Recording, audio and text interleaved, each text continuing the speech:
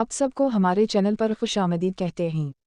हमारा नावल कैसा लगा इसका इजहार कमेंट सेक्शन में ज़रूर दीजिएगा। और ये एआई जनरेटेड आवाज़ है, कुछ मसाइल की वजह से अपनी आवाज़ नहीं दे सकती, इसलिए अगर किसी को आवाज़ से मसला हो या फिर पसंद ना आए तो मैं माजरत ख्वाह हूँ। शुक्रिया। सुनसान सड़क पर गाड़ी रोके वो उस वक्त अजीब माजी के भंवर में उलझा हुआ था जब इसका मोबाइल फ़ोन बज उठा। मोबाइल सामने किया तो अहमद शिराजी साहब का फ़ोन आ रहा था। अरमान मुस्कुरा तक ना सका। कॉल उठाते मोबाइल कान से लगाया। कानों में बाप की आवाज़ पड़ी। क्यों बरखुरदार निकाह के बाद तो लगता है तुम बाप को भूल ही गए हो। उनके लहजे में हल्का सा शिकवा था कि अरमान ना चाहते हुए भी तंजिया मुस्कुराया। ऐसा कुछ नहीं है डैड। इसकी निगाहें अब आसमान पर चमकते चंद की तरफ उठीं। अगर ऐसा नहीं है तो फिर क्यों अपनी मुंह को तंग करते हो। तुम्हारी शिकायत लगा रही थी मुझे। वो नरमी से उसे डांट रहे थे कि अरमान की आंखें पूरी खल गईं। किया मैं तंग करता हूँ। फ़िलहाल तो आपकी बीवी ने मेरी ज़िंदगी अजीब भंवर में उलझा दी है। कहा भी था मुझे अभी कोई शादी नहीं करनी, मगर नहीं, मेरा निकाह करवा कर इस लड़की को ज़बरदस्ती मेरे सर पर मुसल्लित कर दिया और अब आप लोग चाहते हैं कि मैं इसके साथ बहुत अच्छा डेसिनेट सुलझा हुआ शौहर बनकर उसकी जी हज़वरी करूं। बाप की बात पर तो अरमान का हलक तक जल गया था।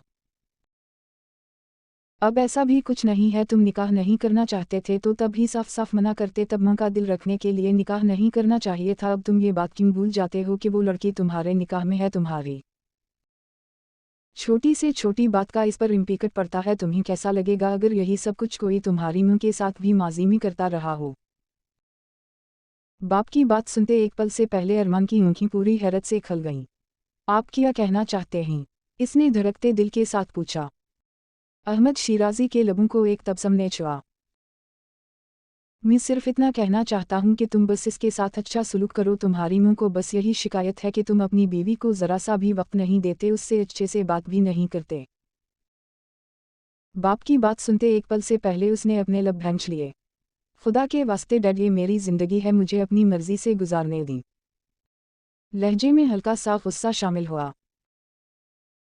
हमने तुम्हारी ज़िंदगी तुम्हें तुम्हारी मर्जी से गुजारने दी है। अरमान, तुमने कहा तुम्हें बिजनेस नहीं करना, मैंने फोर्स नहीं किया, हालांकि मेरी इतनी ख्वाहिश थी कि मेरा बेटा मेरा सारा बिजनेस संभाले। तुमने कहा तुम्हें पुलिस में जाना है, किया मैंने रोका? वो पूछ रहे थे और अरमान के लबों को तंजिया मुस्कुराहट छू रही थी।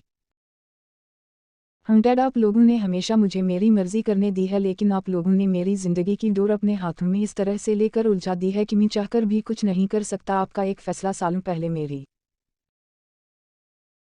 ज़िंदगी की सारी खुशियाँ निगल गया था। काश आपने मेरी बात मानी होती, कभी भी मुझे लंदन ना लेकर गए होते तो आज वो मेरे साथ होती।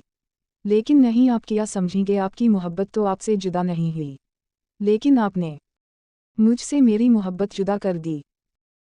ना चाहते हुए भी आंसू इसकी आंखों से बहने लगे। कुछ पल के लिए शिराजी साहब कुछ बोल ना सके, फिर जब बोले तो उनका लहजा बिखरा हुआ था। हम, तुम ठीक कहते हो, मुझे तुम्हें और जरीन को अलग नहीं करना चाहिए था। तुम दोनों को अलग करके मैं तुम्हें लंदन ले गया। तुमने सारी ज़िंदगी वहाँ पढ़ाई की, लेकिन फिर भी जब बिजनेसमैन बनने का वक्त आया तो तुमने भी मुझसे बदला लिया। अगर वो तुमसे जुदा हो गई तो तुमने भी तो बिजनेसमैन बनने से इनकार कर दिया और जिद में आकर पुलिस वाला बन गए। और मैं ठहरा बाप इकलौते बेटे की ख्वाहिश के सामने किया कर सकता था, इसलिए खामोश हो गया। वो कुछ पल को खामोश हुए। अरमान खामोशी से इन्हीं सुन रहा था। लेकिन बेटा, कब तक वालिदैन को उनकी गलती की सज़ा देते रहोगे?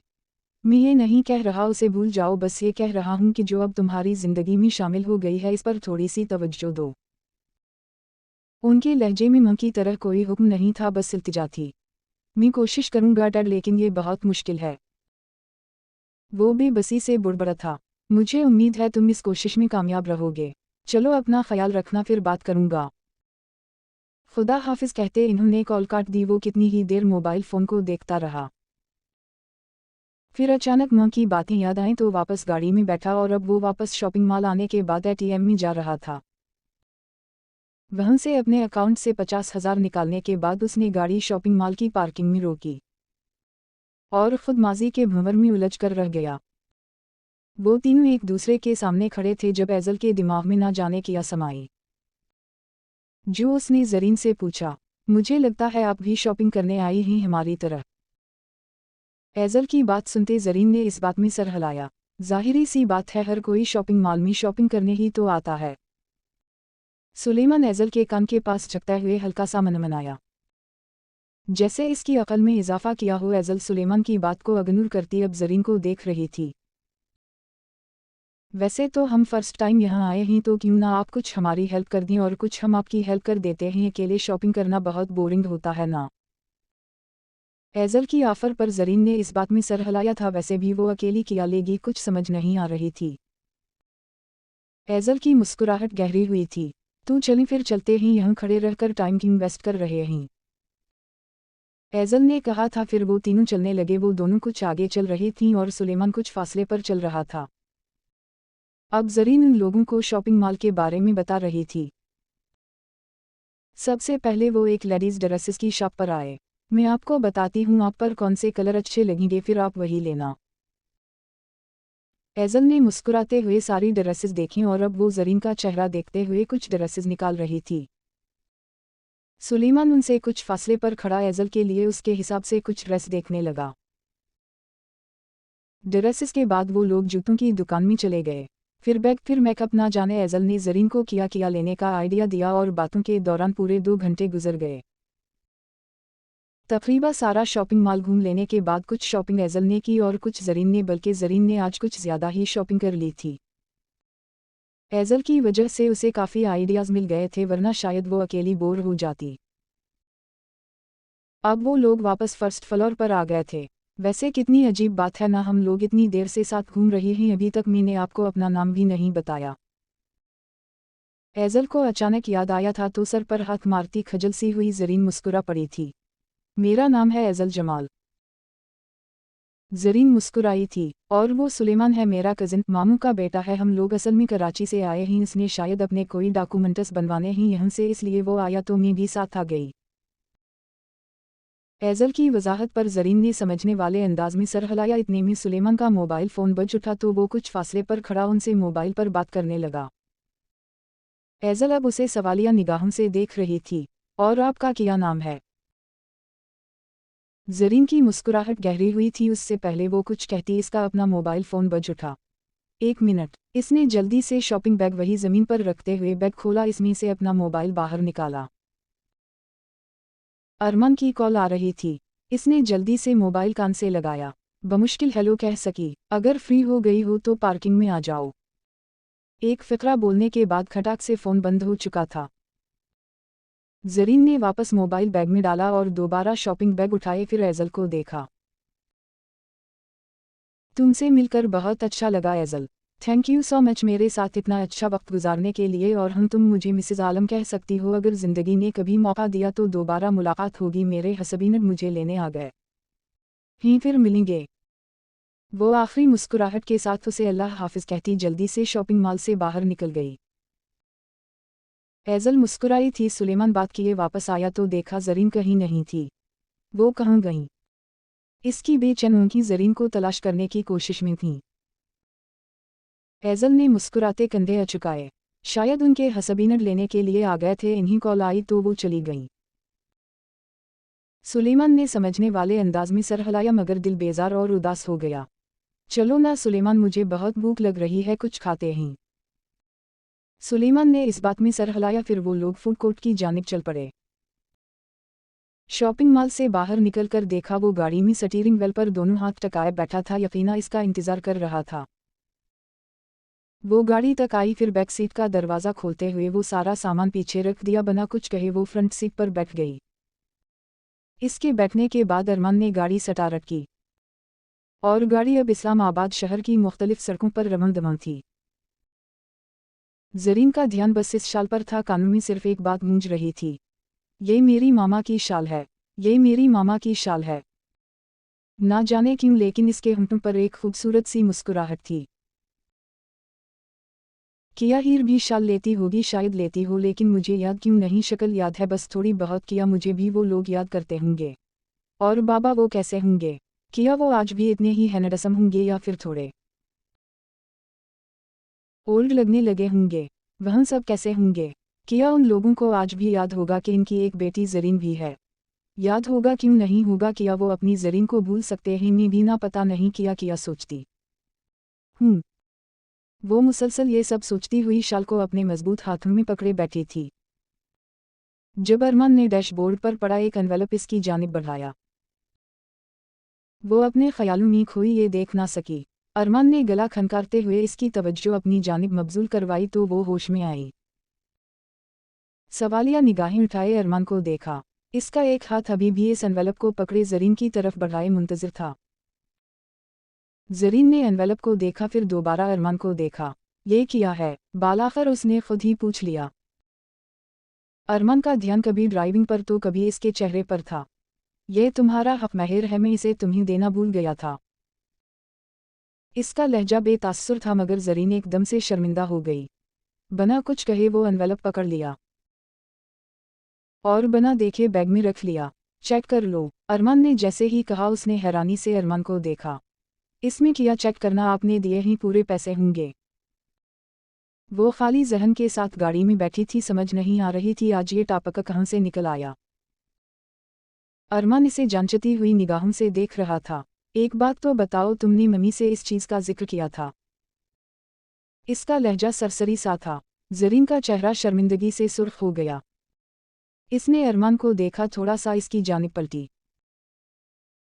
क्या आपको मैं इतनी बेशर्म लगती हूँ कि ऐसी बातें इनसे करूँगी? मैंने कोई जिक्र नहीं किया, वो आपकी मुँह है, आपको ज़्यादा अच्छे से जानती हैं। अगर वो खुद ही अंदाज़े लगा लेती हैं तो इसमें मेरा क्या कसूर है?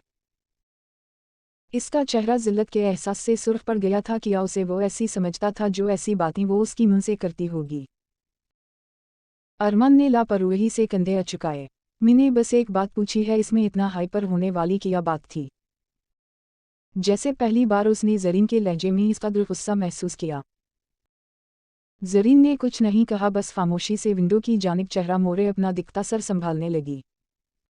अचानक ही सर में दर्द की टैसें उठने लगी थीं। इसके बाद गाड़ी में मुकम्मल खामोशी छा गई, फिर कोई भी कुछ नहीं बोला। गाड़ी शिराजी हाउस के पोर्च में रुकी तो वो बिना कुछ कहे गाड़ी से बाहर निकल आई। रात के 10 बजे का वक्त हो चुका था। ज़ौबी बेगम वहीं लाउंज में ही टहलते हुए चाय पी रही थीं। इन दोनों को आगे पीछे दाखिल होते देख उनके चेहरे पर मुस्कुराहट बिखरी। वो दोनों मजीद पास आ गए थे। तुम लोग खाली हाथ आए हो, कोई शॉपिंग नहीं की? इन्होंने हैरानी से दोनों के हाथ देखे। ज़रीन ने नफ़ी में सर हिलाया। वो आंटी सामान गाड़ी में है। इससे पहले वो अरमान को कुछ कहती वो जल्दी से बोल उठी। अच्छा, मैं मुलाजिमा से कहकर सारा सामान तुम्हारे कमरे में भिजवा दूंगी। तुम लोगों ने खाना खाया? अगला सवाल हवा। ज़रीन और अरमान दोनों की निगाहें टकराईं। वो एकदम से मतज़ब्ज़ुब का शिकार हवा था। अब वो क्या कहेगी यही सोच रहा था जब वो बोल उठी। सूरी आंटी, शॉपिंग करते हुए वक्त का एहसास ही नहीं रहा, हमने खाना नहीं खाया। इसकी बात पर ज़ौबी बेगम ने हैरानी से उन दोनों को देखा, फिर मुस्कुरा दी। कोई बात नहीं, चलो मैं तुम लोगों के लिए खाना लगवाती हूँ, खाना खा लो। ज़रीन के सर में उठती दर्द तेज़ होने लगी। नहीं आंटी, मुझे भूख नहीं, मैं तो बस कमरे में जाना चाहती हूँ। इतना कहते वो सीढ़ियों की जानिब बढ़ गई। ज़ौबी बेगम ने हैरानी से अरमान को देखा। मुझे भी भूख नहीं है, खाना मत लगवाइएगा। इसकी तो भूख ही मर गई थी। वो भी सीढ़ियाँ चढ़ता हुआ कमरे की जानिब चल पड़ा। ज़ौबी बेगम वही लाउंज में टहलती हुई अब इन दोनों के बारे में सोचने लगी। क्या ये दोनों मुझे बेवकूफ़ बनाने की कोशिश कर रहे हैं? इन्होंने खुद से सवाल पूछा। फिर अचानक उनके दिमाग में एक आइडिया आया। होंठों पर मुस्कुराहट थी। शायद ये जानते नहीं हैं कि मुँह होती है। वो अब कुछ सोचते हुए बुड़बड़ा रही थीं। तकरीबन 10:30 बजे के बाद वो लोग होटल में दाखिल हुए। खाना दोनों ने बाहर से ही खा लिया था। वैसे एक बात तो बताओ सुलेमान, हम दोनों तो अभी तक अंडर 18 हैं, फिर हमें होटल में रूम कैसे मिल गए? अचानक इसके जहन में ये सवाल आया था कि सुलेमान के लबों को मुस्कुराहट ने छुआ। बाबा ने ही रूम बुक करवाए थे और इस होटल के मैनेजर बाबा के जानने वाले हैं, सो इसलिए हमें कोई मसला नहीं होगा। एज़ल ने इस बात में सर हिलाया। ये तो उसने सोचा ही नहीं था कि अरमान मामू एक पुलिस वाले हैं। सुलेमान ने कमरे का दरवाज़ा बंद किया तो वो सारा सामान बेड पर रख चुकी थी। मुझे तो बहुत नींद आ रही है, मैं तो चली सोने। सुलेमान मुस्कुरा दिया। वो उसे गुड नाइट कहती हुई दूसरे कमरे में चली गई। सुलेमान ने सारा सामान बेड से उठाते कमरे में मौजूद टेबल पर रखा। फिर वो शीशे के सामने आकर खड़ा हुआ अपना हाथ देखा जिस पर ब्लैक कलर से पिटी की गई थी। एक पल के लिए आंखों के सामने जरीन का चेहरा घूमा। ना जाने वो कौन थी, लेकिन बिल्कुल मामा की तरह बहुत प्यारी थी। उफ़मी तो नाम तक नहीं जानता, इसका भाई कहना कितना प्यारा था। वो मुसलसल जरीन के बारे में सोच रहा था। शुक्रिया भाई। इस लड़की की मीठी कानों को रस घोलती आवाज़ अभी भी सुलेमान के कानों में गूंज रही थी। इसकी मुस्कुराहट गहरी हुई, उसी मुस्कुराहट के संग वो बेड पर गिरा था। आंखें बंद की तो बंद आंखों की स्क्रीन पर 5 साला जरीन का चेहरा घूमा। बहुत जल्दी मैं आपको ढूंढ लूंगा आप ही, फिर हम लोग साथ होंगे। मैं, आप, मामा और बाबा। मामा की सारी तकलीफें ख़त्म हो जाएंगी। वो जैसे खुद से अहद कर रहा था, मगर किस्मत दूर खड़ी मुस्कुरा रही थी। रात कुछ मज़ीद गहरी हो गई थी। ये 11 बजे के बाद का वक्त था। वो शीशे के सामने खड़ी थी, हाथ में वही महरून शाल पकड़ रखी थी। कितनी अच्छी होगी ना वो मां जिसने अपने बेटे की इतनी अच्छी तरबियत की। मुझे ये शाल हाथ में पकड़ते सुकून क्यों मिल रहा है, ऐसा लग रहा है जैसे कोई खोई हुई चीज़ मिल गई हो। वो मुसलसल अपने आप से बातें करती हुई शीशे के सामने खड़ी इस शाल पर हाथ फेर रही थी। अरमान बेड पर बैठा लैपटॉप खोले कोई काम कर रहा था। गाहे बिगाहे वो उसे भी देख रहा था। हैरानी की बात थी, आज इसके चेहरे पर अजीब ही चमक थी। इतने में कमरे के दरवाजे पर दस्तक हुई। वो दोनों चौंके, दोनों की नज़र दरवाजे तक गई। जरीन को याद आया शायद मुलाजिमा सामान लेकर आई होगी। वो शाल वहीं सोफे पर रखती हुई दरवाजे की जानिब बढ़ी। दरवाज़ा खोला मगर सामने मौजूद हस्ती को देखते जरीन की मुस्कुराहट लम्हों में गायब हुई। अरमान इन सब से बेखबर अभी भी सुकून से बैठा अपना काम कर रहा था। जरीन की नज़र कमरे में मौजूद सोफे तक गई जहां पर कंबल पड़ा था। फिर इसने उसी घबराती सी निगाह के साथ सामने खड़ी ज़ौबी बेगम को देखा। आंटी आप। अल्फाज इसके लबों से निकलने से इनकारी थे। क्यों मैं तुम्हारे कमरे में नहीं आ सकती और ये मेरे सामने दीवार बनी क्यों खड़ी हो, हटू साइड पर।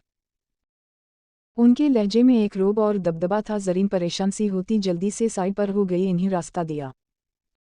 वो जानती थी अब कुछ ही देर में कमरे का माहौल गर्म होने वाला है। दरवाज़ा बंद किए जैसे ही पलटी तो देखा ज़ौबी बेगम हैरानी से सोफे की तरफ देख रही थीं।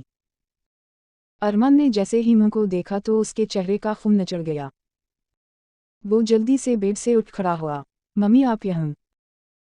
ज़ौबी बेगम अब सारे कमरे का जायज़ा ले रही थीं, फिर इन्होंने उसे गुस्से के साथ जरीन को देखा। तुम यहाँ पर सोती हो।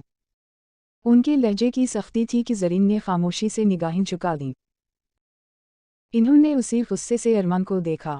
इतने बड़े बेड पर किया इसके लिए जगह नहीं बिन सकती। उनके लहजे की सख्ती पर दोनों ही शर्मिंदगी से निगाहें झुका चुके थे। जरीन को ऐसा महसूस हो रहा था जैसे वो ज़मीन में अंदर तक धंस गई है। ज़ौबी बेगम इन्हीं ही गुस्से से घूर रही थीं। चलो 1 मिनट से पहले बेड पर पहुंचो।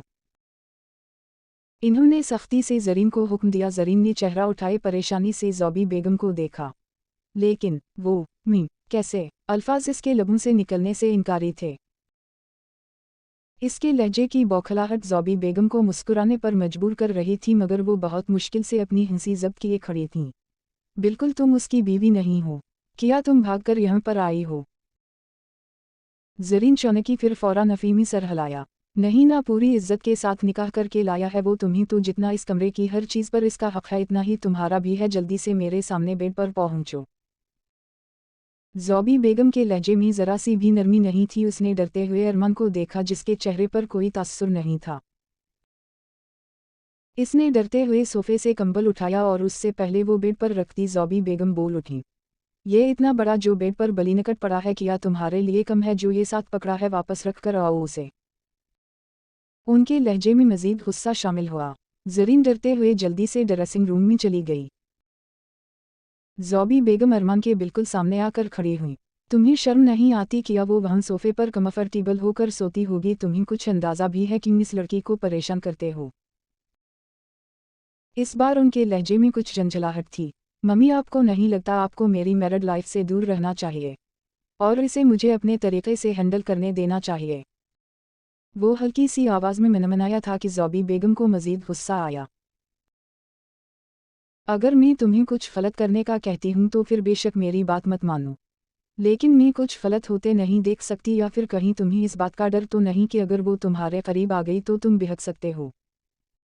माँ की बात सुनते इसका चेहरा जिल्लत के एहसास से सुर्ख पड़ा। मम्मी, वो दबे दबे लहजे में गिराया था। अरमान, अगर तुम्हें पता चले कि तुम्हारी माँ के साथ भी एक वक्त में ऐसा सलूक होता था तो तुम्हें कैसा महसूस होगा? अरमान हैरान हुआ, आंखें हैरत से पूरी खुल गईं। कुछ घंटे पहले इसके बाप ने भी कुछ ऐसा ही कहा था। इन्होंने अरमान का गाल थपथपाया। फिक्र मत करो, वो तुम्हारी बीवी है, तुम्हारे निकाह में है, वो तुम्हारे लिए हलाल है, क्यों भूल जाते हो? वो नरमी से आहिस्ता आवाज़ में बोल रही थी कि ज़रीन को उनकी बात ना सुने। वो बलीनकट वापस कबर्ड में रखने के बाद ड्रेसिंग रूम से बाहर निकली तो ज़ौबी बेगम उसे ही देख रही थीं। उनकी आंखों की सख्ती देख वो जल्दी से बेड की दूसरी जानिब पहुंची और अरमान की आंखों से बचने के लिए जल्दी से बलीनकट सर तक लेट चुकी थी। ज़ौबी बेगम के होंठों को मुस्कुराहट ने छुआ। अगर आज के बाद मैंने दोबारा उसे सोफे पर सोते देखा तो मुझसे बुरा कोई नहीं होगा अरमान। वो उसे वारन करते हुए कमरे से बाहर निकल गईं। अरमान का दिल चाहा अपना सर पीट ले कहाँ फंस गया था। एक नज़र उसे देखा जो सर तक बलीनकट लिए जैसे अरमान की दानित और गुस्से से छपने की कोशिश कर रही थी। वो वहीं कमरे के वस्ते में चक्कर काटने लगा। नींद आंखों से बहुत दूर थी। कुछ देर बाद ज़रीन ने करवट ली। इसके चेहरे से बलीकंठ सरका तो उसने देखा वो गहरी नींद सो गई थी। इसकी नज़र एक बार फिर सोफे तक गई जो बहुत छोटा था, जाने वो वहाँ करवट लेकर कैसे सोती होगी। एक पल के लिए अरमान के दिल में एक मलाल सा आया, मगर अगले ही पल नज़र बेड पर पड़ी तो इसका हलक तक जल गया था। हरगिज़ नहीं, मैं उसके साथ एक बेड और एक बलीनकट कभी शेयर नहीं कर सकता। गुस्से के मारे बुरा हाल था। रात के 12 बज गए थे। काम करना तो वो भूल ही गया था। लैपटॉप बंद किए साइड टेबल पर रखा और एक बार फिर वो कमरे में चक्कर काटने लगा। जब उसे महसूस हुआ कि वो नींद में बेचैन है। वो नींद में करवट बदलती हुई कुछ बुड़बड़ा रही थी। नहीं, कोई है, बचाओ, मामा, बाबा, नहीं प्लीज़ छोड़ो मुझे, आलम, आलम। आहिस्ता आहिस्ता उसकी चीखों की आवाज़ सारे कमरे में गूंजने लगी। अरमान हैरान परेशान होता इस तक पहुंचा। वो अपना सर तकिए पर पटकती हुई जैसे नींद में बहुत खौफनाक ख्वाब देख रही थी। Please don't leave me, please don't leave me, Alam. इसकी चीखों की आवाज़ ऊंची होने लगी।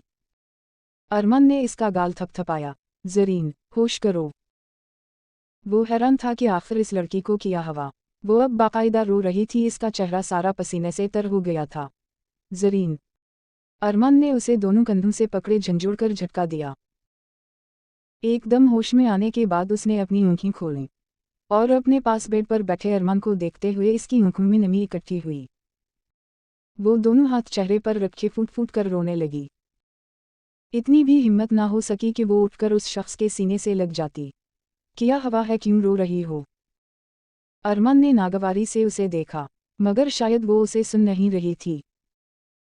आखिरकार अरमान ने जिद होते गुस्से से डांटा, बस चुप, एकदम चुप, खबरदार, अगर अब रुई तो बहुत बुरा पेश आऊंगा। वो इतनी सख्ती से डांटा था कि एक पल से पहले ज़रीन के आंसू रुक गए। उसने अपना सांस भी रोक दिया। वो जैसे होश में आई, आसपास देखा। वो बेड पर कब आई उसे कुछ याद नहीं था। अरमान इसे कच्चा चबा जाने वाली निगाहों से घूर रहा था कि वो खौफजदा हो गई। आई एम सॉरी, पता नहीं मैं यहाँ कब आकर लेटी। मैं वापस सोफे पर चली जाती हूँ।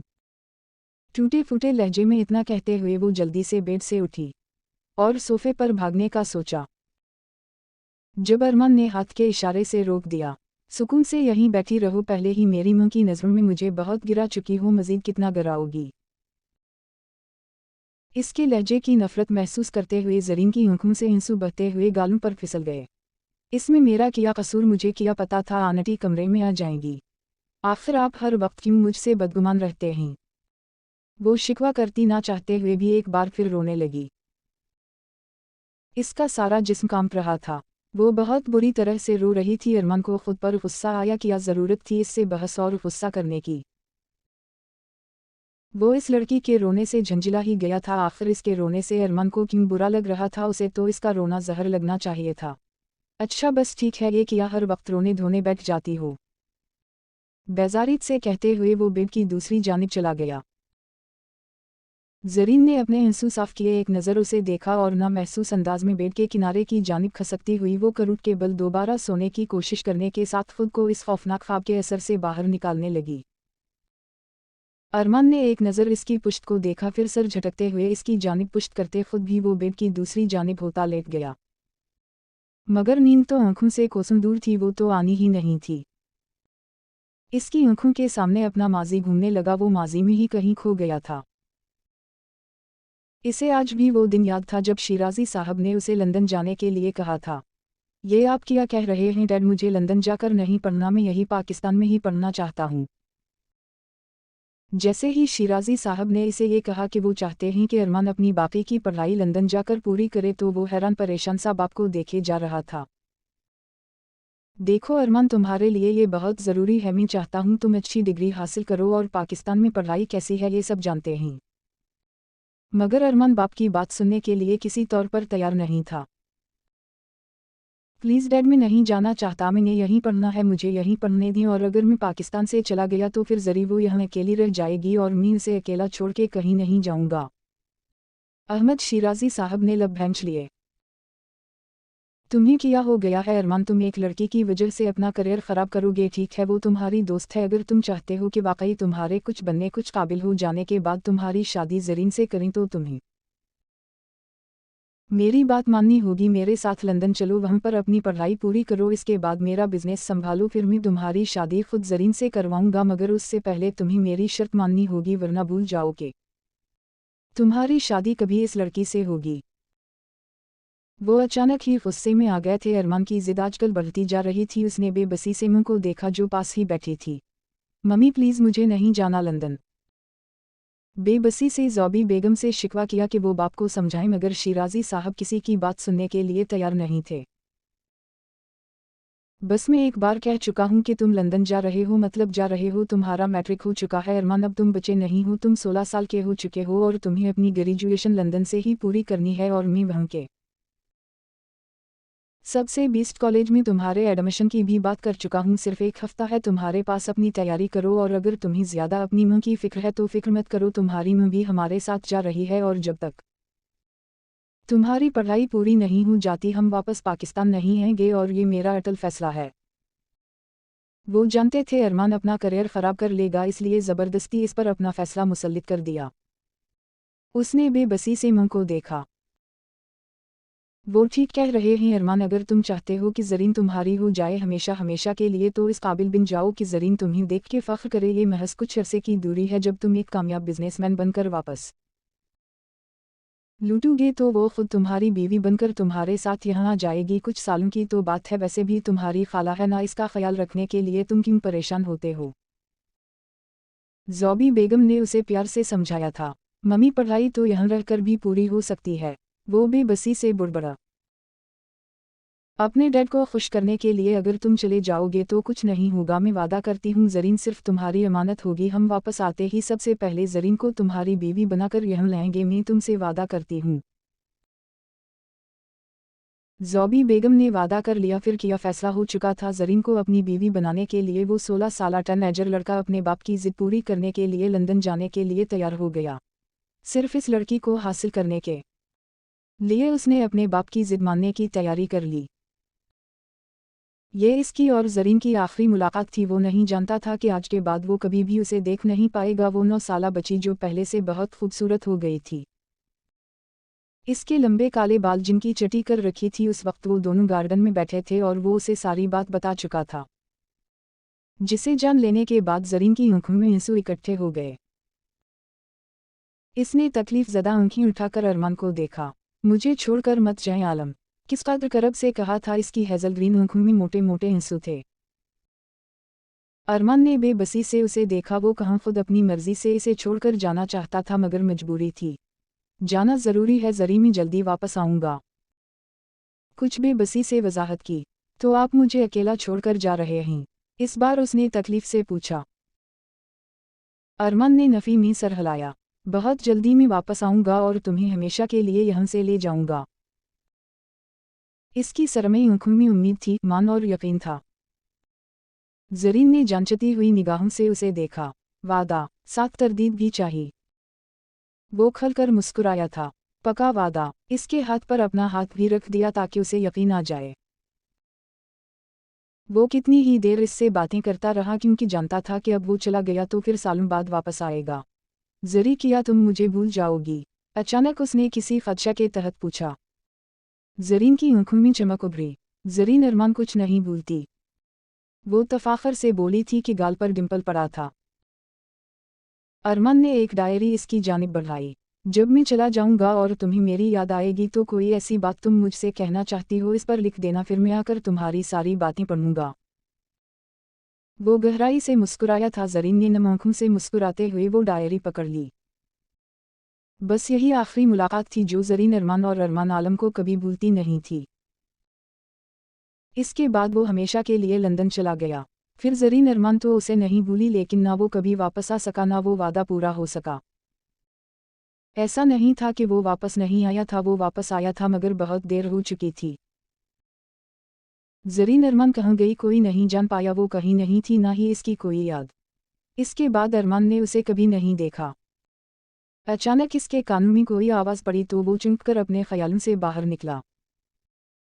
हैरानी से आसपास देखा तो सुबह के 5 बज रहे थे। दूर कहीं मस्जिदों में अज़ानें हो रही थीं। अरमान की नज़र बेड की दूसरी जानिब गई जहाँ वो अभी भी सो रही थी। बस फ़र्क इतना था कि अब उसने अरमान की जानिब करूट ली थी। इसका चेहरा सुर्ख हो गया था, शायद उसे बुखार हो गया था। अरमान ने अपनी आँखें साफ की, उसकी सारी आँखें आंसुओं से भीग गई थीं। कितनी ही देर खाली जहन के साथ वहीं बैठा रहा, फिर उठा, वाशरूम में गया। वज़ू करने के बाद वो जाए नमाज पकड़े वहीं ड्रेसिंग रूम में ही नमाज पढ़ने लगा। नमाज अदा करने के बाद दोनों हाथ दुआ के लिए उठाए। या अल्लाह, मेरी तमाम मुश्किलात आसान कर दे। मैं अजीब से भंवर में उलझ गया हूँ जहाँ ना ही आगे बढ़ सकता हूँ, ना ही पीछे जा सकता हूँ, ना ही माजी भूल सकता हूँ, ना ही मुस्तकबिल के बारे में कुछ सोच सकता हूँ। ये